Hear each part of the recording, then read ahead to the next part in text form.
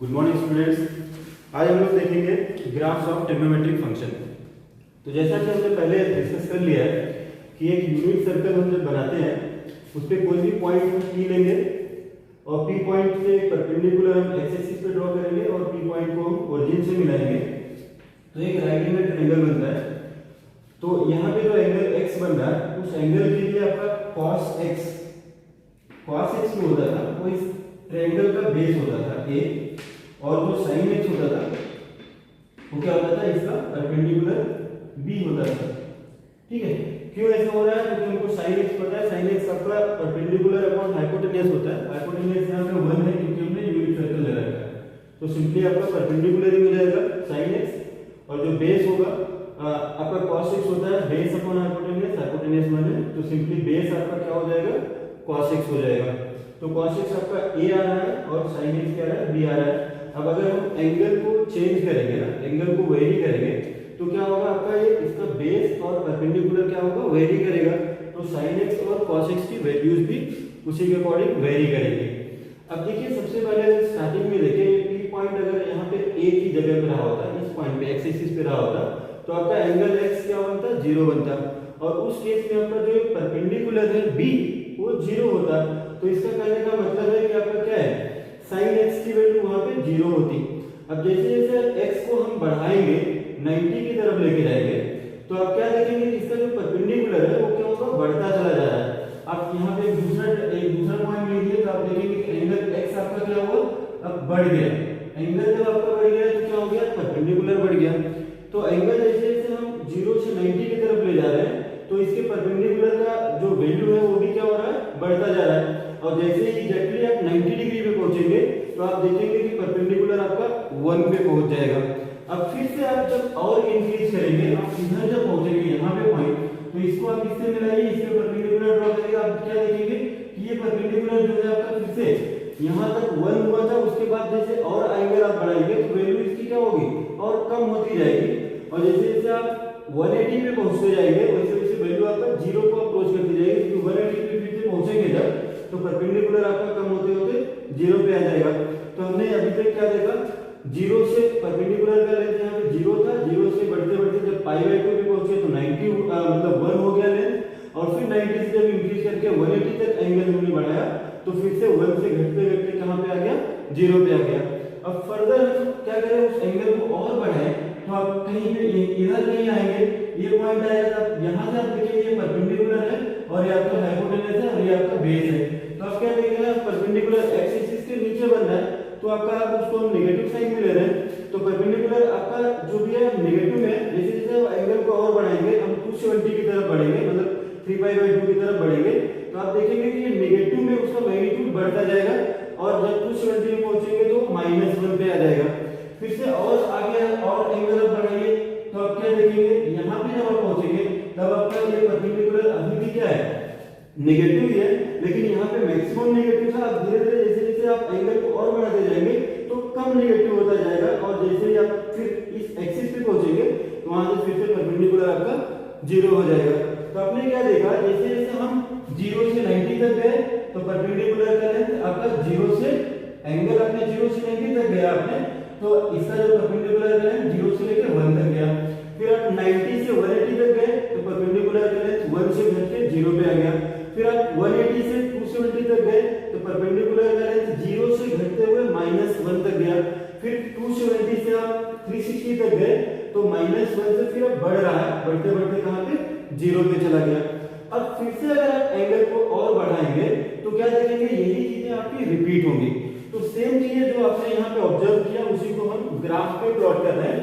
सबसे पहले हम 0 पे थे तो sin x, इसको हम sin x का ग्राफ प्लॉट कर रहे हैं। तो sin x की वैल्यू जब एंगल आपका 0 था तो उस टाइम पे क्या था, sin x की वैल्यू 0 थी। अब जैसे जैसे हम 0 से π/2 की तरफ एंगल को बढ़ा के π/2 की तरफ ले जा रहे हैं तो 0 से बढ़ते बढ़ते कहां पे जा रहा है, 1 की तरफ जा रहा है sin x की वैल्यू।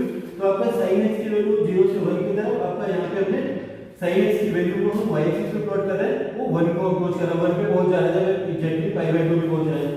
अब π/2 से लेके पाई तक जब आप जा रहे हैं तो 1 से घट के आपका 0 की तरफ आ रहा है, तो 1 से आपका जीरो की तरफ। साइन एक्स की वैल्यू क्या है, फिर से एक्स एक्सिस पे आ गई, मतलब आपका क्या है वाई एक्सिस पे हम इसको दिखा रहे हैं, तो वाई एक्सिस पे आपका साइन एक्स की वैल्यू यहाँ से फिर से 1 से घट के कहां पे आ गई, एक्स एक्सिस पे आ गई। एक्स एक्सिस पे वाई 0 होता है, तो साइन एक्स की वैल्यू 0 है।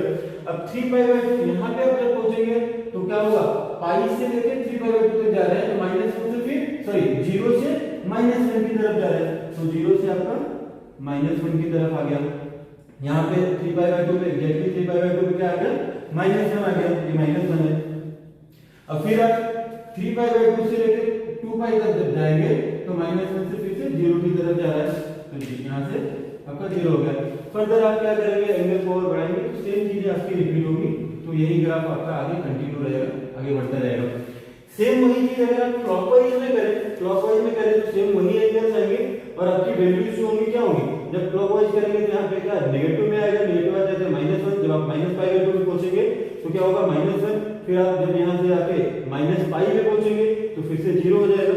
तो सेम वही चीज हम यहाँ पे प्लॉट कर रहे हैं, जो वैल्यूज आ रही है ना, -π/2 क्लॉकवाइज में आएंगे तो यहाँ तक आने के बाद क्या हो जाएगा, -π/2, तो वहां पे -1 वैल्यू आ जाएगी, ये -1 हो गया। फिर और आगे बढ़ाएंगे, -π/2 से पाई की तरफ जा रहे हैं, तो आप देख रहे हैं फिर से वैल्यू 0 की तरफ आ रही है, एग्जैक्टली 0 हो जाएगा जब आप -π पे पहुंचेंगे, टोटल एंगल आपका -π होगा, तो वहां पे -1 0 आ जाएगा साइन एक्स की वैल्यू। फर्दर आप इंक्रीज करेंगे एंगल को, है ना, नेगेटिव में ही, तो आपका क्या होगा, 3π/2 -3π/2 पे पहुंचेंगे तो आपका 1 आ जाएगा। फिर और आगे बढ़ाएंगे तो आपका फिर 2π पे जाते जाते क्या हो जाएगा, 0 पे पहुंच जाएगा। तो ये आपका साइन एक्स का हमने ग्राफ बनाया, -2π से लेके 2π तक, बस इतना बनाया। आगे आपका क्या होगा, और एंगल आप बढ़ाएंगे तो इसी तरीके से आगे बढ़ता जाएगा, इधर भी आपका आगे तक बढ़ता जाएगा। तो हमने आपको एक चीज और बताया था कि साइन एक्स का डोमेन जो होता था क्या, ऑल रियल नंबर।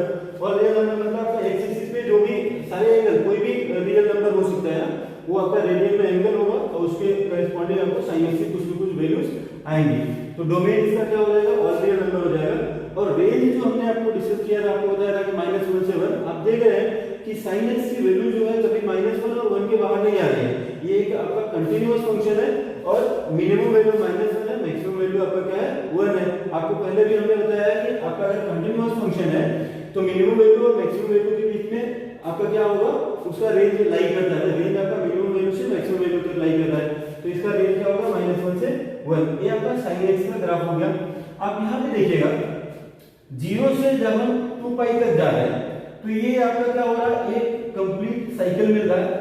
फिर से यही चीज आपका क्या होगा, 2π से अगर हम 4π तक जाएंगे तो फिर से वही चीज क्या हो रहा है, रिपीट हो रहा है, सेम वही चीज, एक साइकिल आपका क्या हो रहा है, फिर से वो रिपीट हो रहा है। तो ये जो आपका ये साइकिल है, इसको हम क्या बोलते हैं, 2π लेंथ का है, इसको बोलते हैं पीरियड ऑफ साइन एक्स, है ना। साइन एक्स फंक्शन जो है इसका पीरियड बोलेंगे, और ये फंक्शन जो है वो क्या कर रहा है, एक रेगुलर इंटरवल के बाद क्या हो रहा है, बार बार अपने आप को रिपीट कर रहा है, इसलिए इस फंक्शन को हम क्या बोलते हैं, पीरियोडिक फंक्शन बोलते हैं। तो आपका साइन एक्स फंक्शन जो है वो आपका पीरियोडिक फंक्शन है और इसका पीरियड कितना है, 2π है। कहने का मतलब 2π इंटरवल के बाद वो खुद को अपनी वैल्यूज को क्या कर रहा है, रिपीट कर रहा है। तो ये आपका साइन एक्स फंक्शन हो गया, उसका ग्राफ। नेक्स्ट हम लोग देखते हैं cos x का ग्राफ। cos x ग्राफ हम इसी के साथ में यहाँ पे बना दे रहे हैं।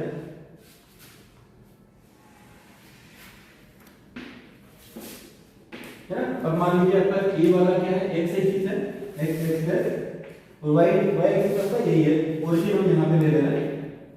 अब फिर से एक प्रोफाइल है, -1 से 1 बना रहे हैं, क्योंकि आपका cos x भी -1 से 1 के बाहर नहीं जाने वाला है।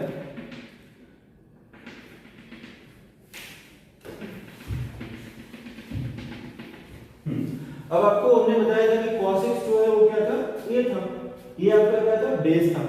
अब जब हम एंगल हमारा 0 था, ये जो भी है, मान लीजिए आपका क्या है, राइट एंगल ट्रायंगल है आपका POM कर दीजिए, तो इसमें आपका बेस क्या है, OM है, OM आपका बेस है। तो बेस आपका देखिए, जब ये एंगल आपका क्या होगा, एंगल आपका 0 रहा होगा तो उसमें बेस क्या होगा, मैक्सिमम रहा होगा, कितना रहा होगा, 1 रहा होगा। अब जैसे जैसे हम एंगल को बढ़ाएंगे तो जो ट्रायंगल बनेगा, राइट एंगल ट्रायंगल बनेगा, जो उसका बेस क्या होगा, वो कम होता जाएगा। कहां तक कम होता जाएगा, जैसे जैसे आप 90 डिग्री की तरफ अप्रोच करेंगे, कम होते होते वो 0 की तरफ अप्रोच कर जाएगा। अब बेस ही तो आपका cos x की वैल्यू है, तो cos x की वैल्यू कहने का मतलब जब हम 0 पे रहेंगे तो उस टाइम पे मैक्सिमम रहेगा 1 रहेगा, और जब आप पाई बाई 2 एंगल पे पहुंचेंगे तो उस टाइम पे बेस आपका क्या हो जाएगा, 0 हो जाएगा। फिर से जब आप एंगल को और बढ़ाएंगे तो ऐसे में बेस आपका क्या हो जाएगा, आपका फिर से नेगेटिव में बढ़ने लगेगा, मतलब मैग्नीट्यूड बढ़ेगा लेकिन वो नेगेटिव में बढ़ेगा। तो आप कहेंगे क्या होगा, वो आपका y एक्सिस के लेफ्ट में है, नेगेटिव में होगा। तो यहाँ पे जब हम cos x की वैल्यू प्लॉट करेंगे तो नेगेटिव में आएगा, मतलब नेगेटिव y एक्सिस पे आएगा।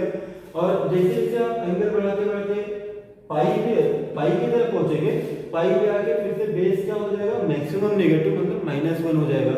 फिर और आगे बढ़ाएंगे तो जैसे जैसे आप कुछ 20 की तरफ जाएंगे, बेस फिर से घटते घटते कहां पे हो जाएगा, घटते घटते क्या मैग्नीट्यूड उसका घट रहा है, घटते घटते 0 पे आ जाएगा।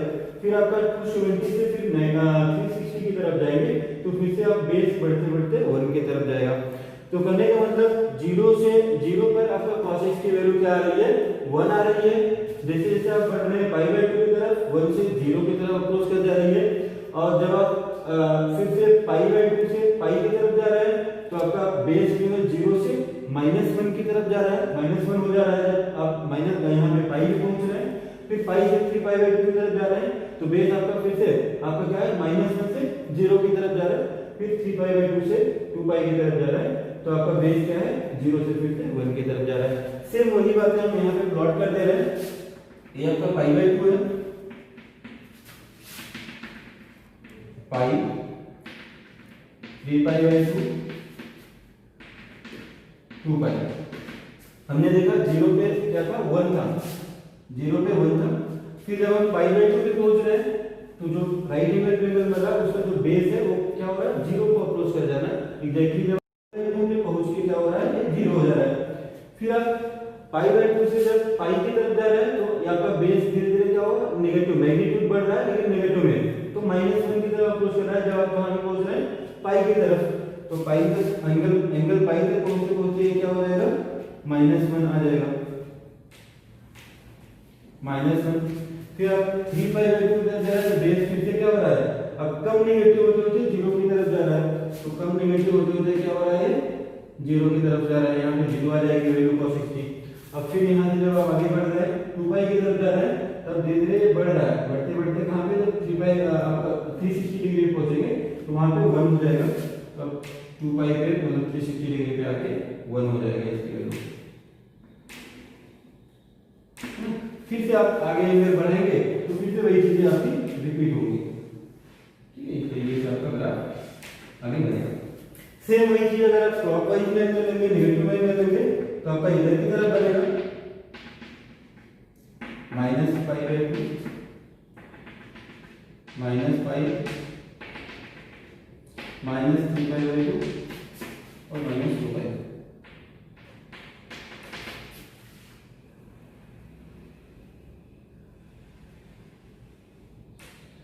ठीक है, ये आपका क्या हो गया, ये आपका y cos x का ग्राफ होगा।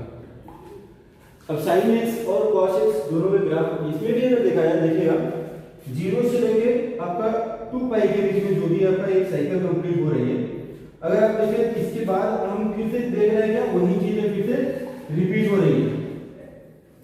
0 से 2 पाई में जो आप देख रहे हैं ये आपका 2 पाई है, फिर आपका यहाँ पे 2 पाई प्लस पाई बाई 2, यहाँ पे आपका क्या हो जाएगा, 4 पाई टोटल आएगा। तो 0 से 2 पाई में जो आप देख रहे हैं वही आपका 2 पाई से 4 पाई में दिख रहा है। इसका मतलब क्या है, ये भी आपका पीरियोडिक फंक्शन है और इसका भी पीरियड कितना है, 2 पाई होगा, ठीक है। ये भी आपका पीरियोडिक फंक्शन है, पीरियड 2 पाई है। ये आपका sin x और cos x का ग्राफ हो गया। cos x का भी अगर आप रेंज देखें तो -1 से लेके 1 तक ही ये भी वही कर रहा है। इसका भी रेंज क्या है, -1 से 1 है और डिफाइंड है किसके लिए, ऑल रियल नंबर के लिए। तो इसका भी डोमेन क्या हो गया, ऑल रियल नंबर। रेंज क्या है, रेंज आपका -1 से 1 दोनों तरफ आपका क्लोज्ड इंटरवल रहेगा, क्योंकि -1 भी वैल्यू आ रही है और 1 भी आ रही है। अब बात आती है tan x का ग्राफ, है ना। tan x का ग्राफ हम यही को बना रहे हैं, आपको समझने में आसानी होगी। देखिएगा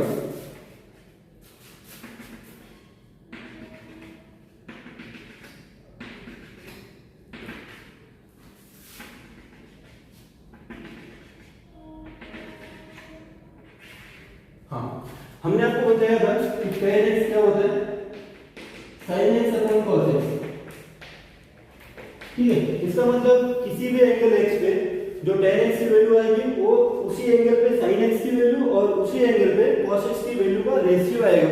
ठीक है, तो देखते हैं यहाँ पे ओरिजिन से देखते हैं। ओरिजिन पे आपका क्या है, यहाँ पे 0 पे sin x की वैल्यू 0 है और cos x की वैल्यू क्या है आपका 1 है, 0 है और 1 है। तो देखा जाए यहाँ पे अगर तो इसकी वैल्यू 0 है, इसकी वैल्यू 1 है, तो दोनों को हम डिवाइड करेंगे, दोनों को डिवाइड करेंगे तो वैल्यू क्या आएगी 0/1 क्या आएगा tan x की वैल्यू 0 आ जाएगी।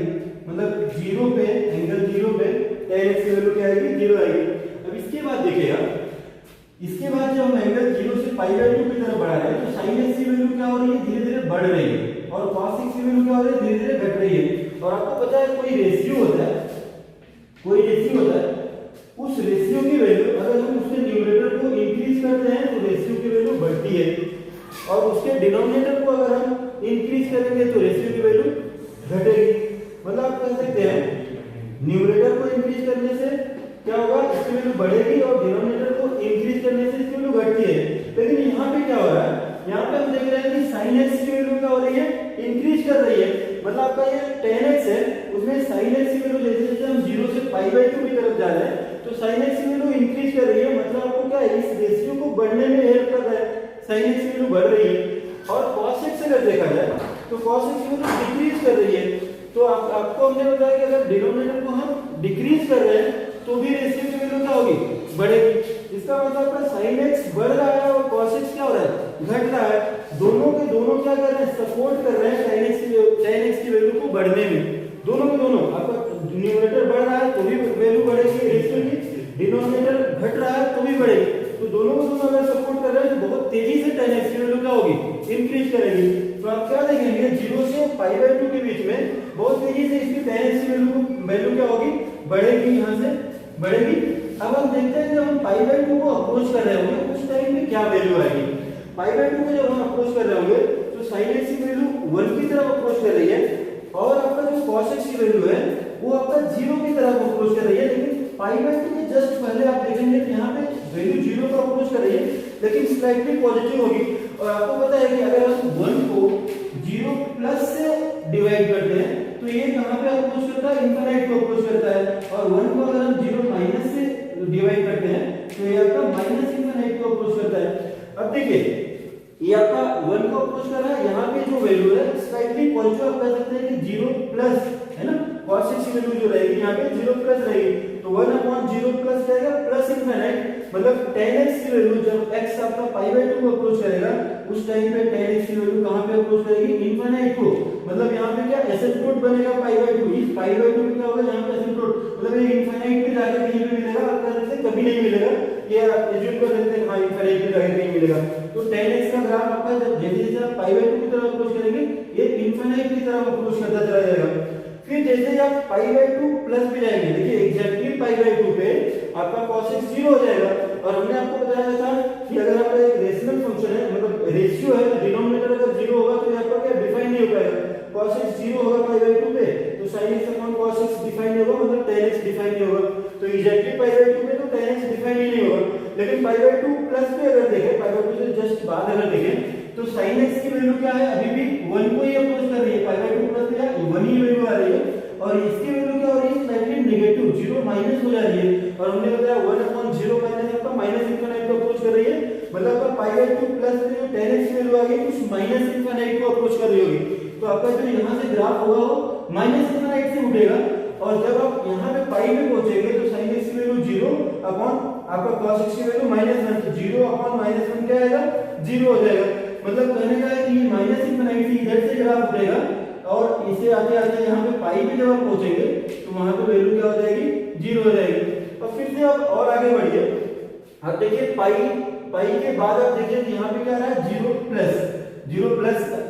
माइनस मतलब 0 है मतलब स्लाइटली नेगेटिव है और यहाँ पे क्या है आपका यहाँ पे आपका -1 है तो 0 माइनस एक नेगेटिव नंबर फिर से आपका यहाँ पे -1 डिवाइड होकर क्या आएगा पॉजिटिव आएगा। आप ऐसा कह सकते हैं कि पाई से 3/2 के बीच में ये भी नेगेटिव है और ये वाला भी आपका नेगेटिव है, दोनों डिवाइड होकर पॉजिटिव ही आएगा। अब फिर जैसे जैसे आप यहाँ पे तो आपका 0 अपॉन 1 है ना, 0 माइनस अपॉन माइनस 1 आपका 0 प्लस में आएगा, तो इस तरीके से ग्राफ बढ़ेगा।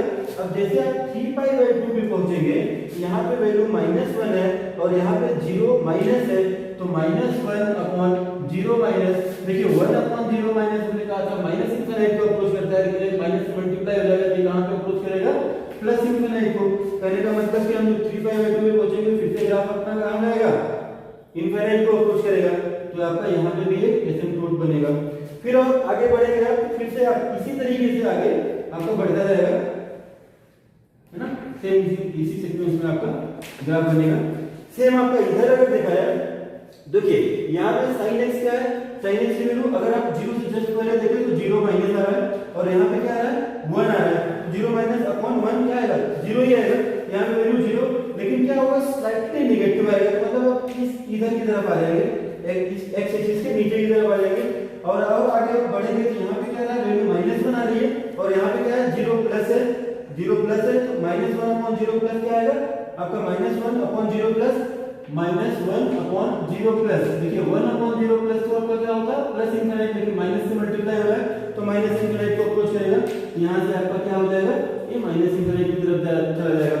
फिर और आगे आप बढ़िए, यहाँ पे अगर देखें π/2 से जस्ट पहले, तो इसके वैल्यू -1 और इसका आपका 0 minus -1 upon 0 minus -1 upon 0 minus, तो 1 अपॉन 0 माइनस हमने कहा माइनस इंफिनिटी, माइनस से मल्टीप्लाई हो रहा है, तो आपका क्या होगा, यहाँ पे आपका -1 अपॉन 0 माइनस, -1 अपॉन 0 माइनस, और आपका 0 माइनस, -1 अपॉन 0 माइनस है माइनस इंफिनिटी प्लस इंफिनिटी की तरफ जा रहा है, मतलब आपका ग्राफ प्लस इंफिनिटी से यहाँ से होगा, तो इस तरीके से ग्राफ बनेगा आपका, ठीक है। तो यहाँ पे देखिए ये आपका क्या हो गया, tan x का ग्राफ। अब देखिए tan x के ग्राफ में आप देखिए, इसमें जो हमने इसको बोला था पीरियोडिक फंक्शन, पीरियड इसका 2π, ये भी पीरियोडिक फंक्शन, पीरियड 2π, लेकिन tan x जो है उसमें आप देखेंगे कि जो आपका -π/2 से लेके π/2 तक एक ब्रांच बन रहा है, यही ब्रांच आपका फिर से π/2 से लेके कहां तक, 3π/2, π/2 से 3π/2 के बीच में वही ब्रांच फिर से क्या हो रहा है, रिपीट हो रहा है, फिर से 3π/2 से लेके 5π/2 के बीच में फिर से वही ब्रांच क्या हो रहा है, रिपीट हो रहा है। तो ये भी ट्रिग्नोमेट्रिक फंक्शन जो tan x है, ये भी आपका पीरियोडिक फंक्शन है, और इसका पीरियड क्या है, इसका पीरियड आपका पाई है, मतलब पाई के इंटरवल के बाद ये क्या करेगा, अपनी वैल्यूज को रिपीट करेगा। तो ये आपका sin x, cos x और tan x का ग्राफ हो गया। अच्छा, tan x का अगर हम डोमेन की बात करें तो डोमेन आपका क्या होगा, वो सभी x की वैल्यू जिस पे ये फंक्शन की वैल्यू रियल है, tan x की वैल्यू रियल है। अब रियल कहां पे आ रहा है, देखिए रियल कहां नहीं आ रहा है, वो देख रहे हैं, मैक्सिमम वैल्यू पे रियल आ रहा है, कहां पे नहीं आ रहा है, π/2 पे आपका क्या हो रहा है, इंफिनिटी को अप्रोच कर रहा है, π/2 minus infinity, π/2 plus to minus infinity, मतलब यहां पे डिफाइंड नहीं है। ऐसे ही 3π/2 से देखा जाए, यहां पे भी डिफाइंड नहीं है, 5π/2 पे देखा जाए तो यहां भी डिफाइंड नहीं है, ऐसे -π/2 पे नहीं डिफाइंड है, -3π/2 पे यहां भी डिफाइंड नहीं है। आप क्या देख रहे हैं कि ऑड π/2 पे, ऑड मल्टीपल ऑफ π/2 पे आपका tan x डिफाइंड नहीं हो रहा है, बाकी सभी रियल नंबर पे डिफाइंड हो रहा है।